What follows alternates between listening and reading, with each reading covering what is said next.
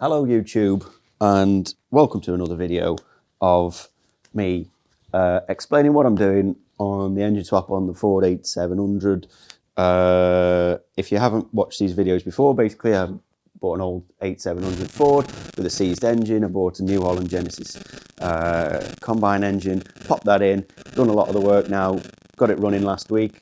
What am I on now? Just on like the final touches. It's not running properly, there's a bit of a fuel feed problem, but the engine runs, so not really an issue. It's not something I'm dealing with right now. I could do with the space in the workshop for something else I want to work on. That's the Mustang that you saw in an earlier video probably. So yeah, I've got a deadline to get the Mustang kind of up and running, and away she goes. So this has got to be out of here. So I'm just sorting the, also I'm booking this into Smallwood show in the tractor section. I'm going to book it into a few other places as well this year. So it'll be out and about. So I want to get it finished. Yeah, so today we're finishing off exhaust. I'm going to get the alternator mounted, fan belt on. A couple of leaks I want to bust as well, while everything's still kind of a little bit open. And I think that'll pretty much be it for this weekend. Yeah, so let's see what the first job is. I don't know what I'm going to tackle yet, but let's get there.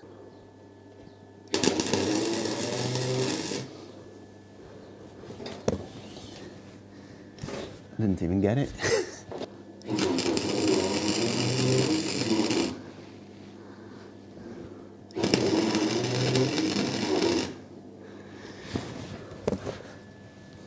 There we go, got it that time.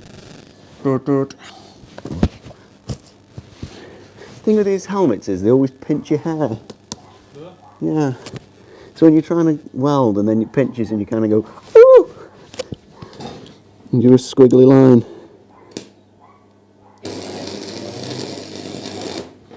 Maybe it's just because it's a cheap helmet. Maybe.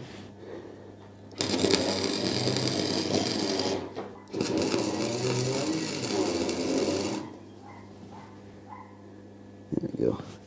I'm only trying to tack it on so we can get to the better welder. Try and get one through the bonnet. Ooh.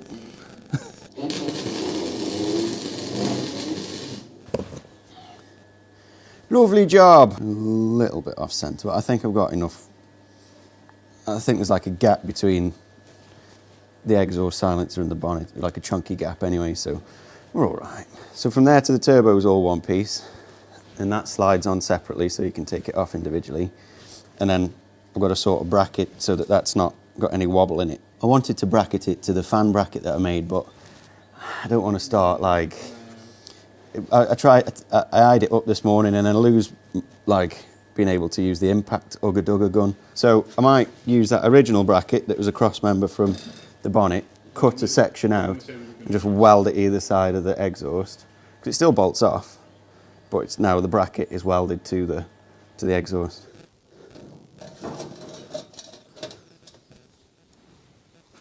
Look at that. Yes, it's perhaps a little bit bigger than I'd want, but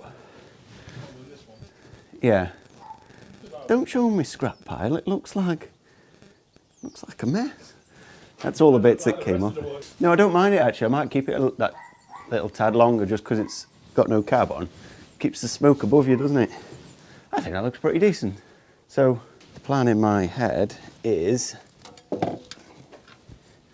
this might sound dodgy, and I don't think many people would do it, but that's the old exhaust. I'm going to cut the silencer off of that and just pretty it up a bit and try and just slide it over that exhaust just for it, so it's got that silencer look. Paint it all black, and so it's got that original TW look, which I quite like. I mean, it looks pretty cool with the silver, but it's not stainless. By the time it's got a brace on it, that'll be pretty bloody nifty. But can you see how it's different? So the teeth are supposed to be different, that's on purpose. but those bits are different. So a friend of mine had a look at it who is an engineer, and what he reckons is you can get it on the lathe and cut, because a lot of this will be hardened in the centre. You can cut that out, the centre out of there. This wasn't the advice I was given, but this is what he reckons.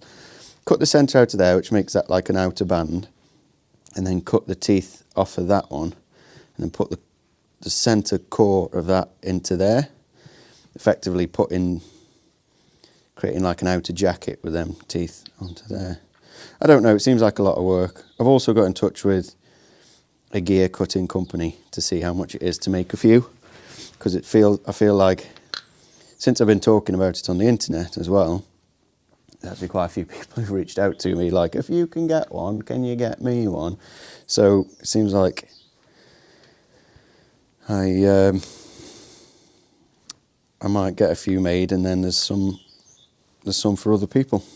But that's, yeah, it's going to be a little bit more work than I thought. That is.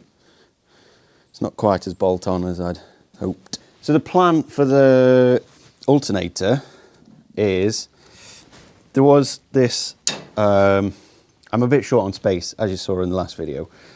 So there was this tensioner on there.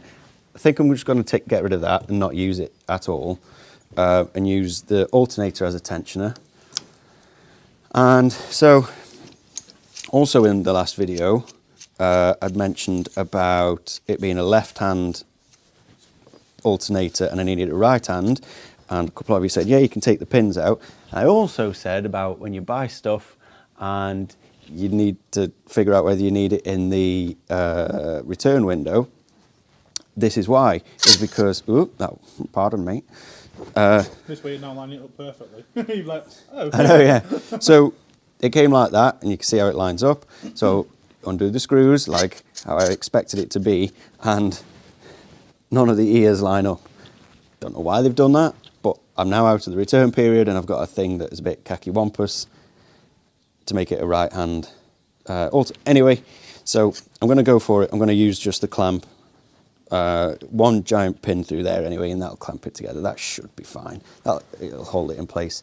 So what I'm doing is moving this, going straight onto the alternator. I've got to cut that bar down there, and then make a bracket that comes off of there, scoops around onto those two bolts, and then comes up here to allow it to have a tensioner on, because there's nothing really to bolt onto for a tensioner. So that's what I'm doing currently.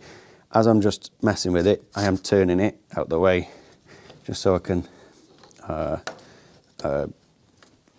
mock everything up, and that's kind of what it would look like there. It's falling off the bottom pulley a bit.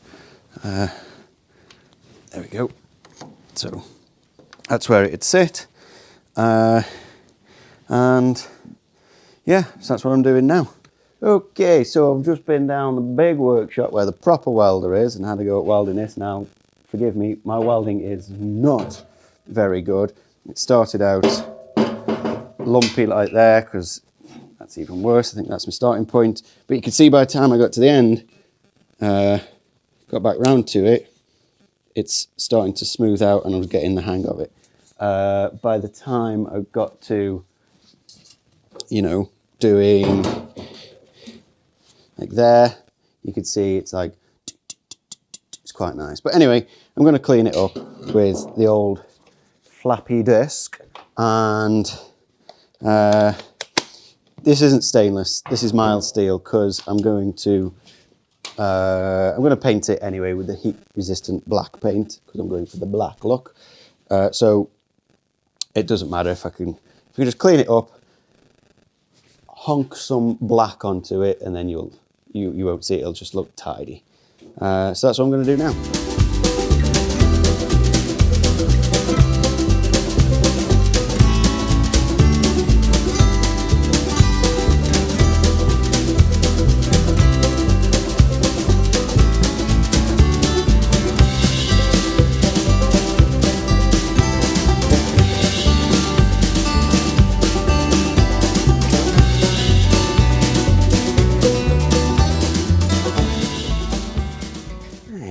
park right there. I'm going to leave it at that for this weekend because it's about 3 or 4 o'clock on a Sunday. I'm going to go spend it with the missus, and I've ordered some parts, so I can't do the alternator until the right bolts turn up. I've ordered an electric fuel pump, so that might help solve the lift pump scenario with the injector pump and the diesel not getting the right feed through to it. A few of you said on the last video, I've not got a lift pump. I have got a lift pump. It's on the side of the injector pump. I tried all manner of things. I think it just needs a decent supply of diesel going to it. So I bought a big old pump that I'll have on the ignition. I'll try that. If that can feed the lift pump, then we're working. And at that point, if it ain't broke, I ain't gonna fix it. So I'm gonna lob some paint on this. I might come up one night in the week. Again, I only really do weekends, especially through winter. But yeah, so put some paint on this. This can go on, stay on then. Same with the air intake. That's all done. It's just a matter of then getting the gear sorted. I think I explained earlier on. I'm going to drop this off maybe this afternoon with my buddy Dave, who says he can sort that. So once we are live and kicking with that, this is on. I reckon if I've got that, got the stuff for the alternator and it fits and it's on, tin work on, man, we could go have a drive of it. There is no brakes, and I'm hoping all that is just there's no fluid, no hydraulic fluid in the brakes. From the bell housing back of the tractor, I have not touched, so that's just one part that I haven't looked at. But I just want to make sure that if I go and have a quick drive, I've got some brakes.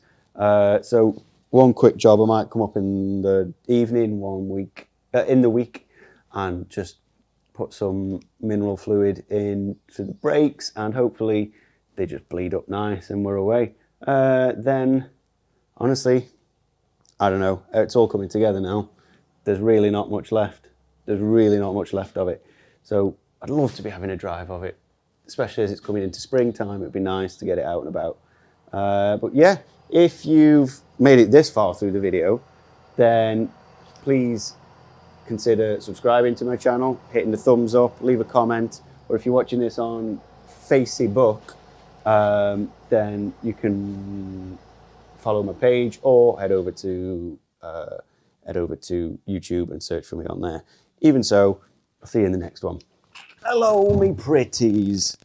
No, don't put that in.